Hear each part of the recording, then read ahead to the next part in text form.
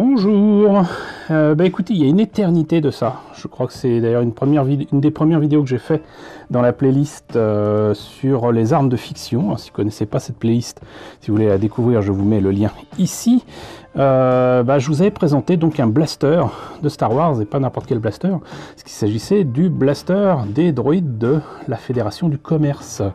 Voilà, et c'est une arme qui a évidemment aussi le général Grievous. C'était d'ailleurs sous cette appellation-là que je l'avais trouvé moi en 2005, et ça tirait normalement, j'allais dire des confettis, mais je sais plus comment on appelle ça. C'est une espèce de bombe. Alors à l'époque c'était très à la mode, notamment dans les jouets, de proposer ça, notamment sur des jouets de Spider-Man, et donc c'était avec des petites bonbonnes qui balançaient des trucs comme ça. Là je vous remontre ça tout à l'heure. Et ça balançait des cotillons, on va dire, des cotillons mais en mousse. C'était certainement rigolo. Voilà. Le fait est que là j'ai trouvé sur Vinted à vil prix, vraiment, une autre version de ce blaster qui elle est électronique, fait du son et de la lumière, et me semblait intéressant pour faire les modifications que j'aime bien faire sur ces jouets là, parce que l'autre du général Grievous, j'avais pas envie d'y toucher, je le trouve très bien comme il est. Bon, je me suis dit bon, on va quand même essayer d'en prendre un autre, et au départ je visais des jouets qui étaient de ces couleurs bizarres quand elles sont pas blanches et orange. Surtout chez Hasbro c'est plutôt orange et bleu. Voilà, ils font tout pour faire en sorte de ne pas faire trop réaliste pour des jouets qui sont pourtant, encore une fois j'insiste là-dessus, des armes de fiction qui n'existent pas. Mais donc là je l'ai trouvé à quoi, 5 €, même pas. Le fait est que c'était intéressant parce qu'en plus c'était pas repeint, c'était tel quel, et je me doutais que le jouet était plus vieux que le mien, mais pas à ce point, puisque j'ai découvert que celui-ci, toujours d'Hasbro, date, je sais pas si ça se verra ici, de 99, voilà, c'est là, de 99, et le truc c'est que, donc a priori celui-là est vraiment donc de la période de la menace fantôme, et je le trouve très chouette parce que déjà il est très réussi, vraiment, je le trouve vraiment très réussi, bon, mis à part qu'il a les mêmes défauts que les blasters des Stormtroopers, à savoir donc j'allais dire les attaches, je sais plus comment ça s'appelle, les appuis pour épaules qui sont pas articulés et qui sont pas fonctionnels. Ça reste quand même un bel objet, voilà, un très très bel objet. Et bon, vous voyez, il y a un compartiment à pile ici, et voilà, le son est bon. Ça, il y a deux sons différents. On va essayer en appuyant régulièrement. Voilà. Donc on a deux fonctions, et vous voyez que ça s'allume bien, hein, franchement.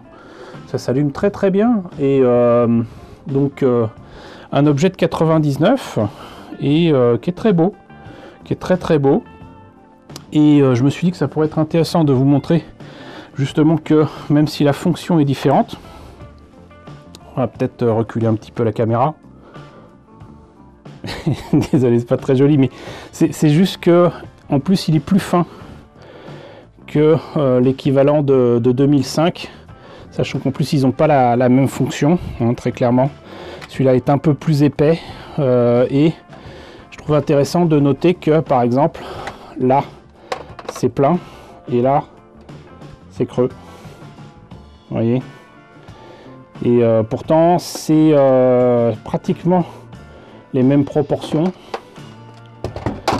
les mêmes détails. Ce truc là a certainement été fait à partir de celui-ci, mais du coup il fait plus fin parce qu'il y a un petit peu plus de détails, notamment ici là,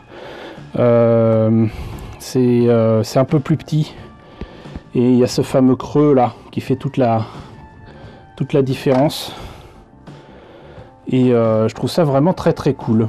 Voilà, donc du coup ça me fait 2 blasters, mais différents. Issus donc moi de ce que j'appellerais Clone Wars, hein, parce qu'on les voit aussi dans la série Clone Wars avec toujours les droïdes des séparatistes, hein.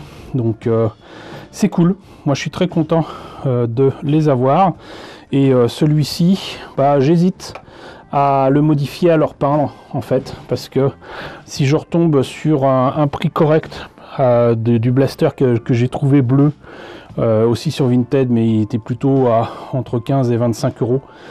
C'est trop cher pour moi. Mais si je trouve à l'avenir peut-être un autre blaster, peut-être devrais-je plutôt choisir de modifier un de ceux qui sont bleus là. Celui-là, peut-être le garder dans son jus, parce que effectivement, déjà, même là, je sais pas si vous avez vu, mais il y a déjà un petit travail de peinture qui est certes très clairement avec des pochoirs et des traces de pinceau façon Revell, mais c'est pas si mal, et à part le logo Star Wars, franchement il est beau, voilà. Il n'y a pas de raison particulière de l'améliorer en peinture, et il est pas si mal que ça en l'état. Voilà, c'est vraiment, je suis pas doué pour présenter des armes. Donc écoutez, j'espère que cette présentation, cette comparaison de blaster, de droïdes de Star Wars vous a intéressé. N'hésitez pas à me dire ce qu'il en est dans la section commentaires. N'hésitez pas à liker, c'est très important. N'hésitez pas à partager, n'hésitez pas à vous abonner si ce n'est pas déjà le cas. Je vous laisse avec la liste des contributeurs de la chaîne, et je vous dis à très bientôt pour la présentation, je l'espère, d'autres objets de fiction.